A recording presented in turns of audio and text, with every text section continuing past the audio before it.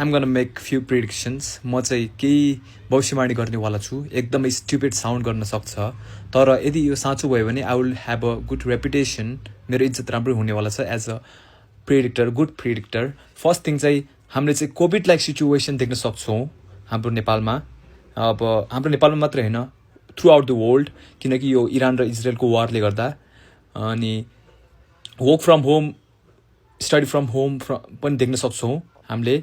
अनि हाम्रो यो इन्डस्ट्रिज, हाम्रो यो बिजनेसेसहरू सबै सटडाउन हुने भएको पनि देख्न सक्छौँ हामीले.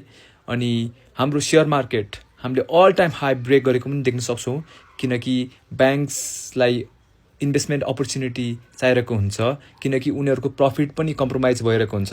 किनकि बिजनेसेसहरू र अरू इन्फ्रास्ट्रक्चर डेभलपर्सबाट लोन्सको डिमान्ड चाहिएन भने उनीहरूले अब अरू अपर्च्युनिटीहरू खोज्छन्. अब यस्तो कोभिड लाइक सिचुएसनमा चाहिँ बेस्ट भनेको नेप्से नै हुन्छ अर सेयर मार्केट नै हुन्छ, जुन चाहिँ हामीले कोभिड-19मा देखेको थियौँ, जब हाम्रो नेप्सेले 3200 इन्डेक्सलाई पनि छोएको थियो. र यसै गरी हाम्रो नेप्सेले फेरि अल टाइम हाई क्रिएट गर्नेवाला छ.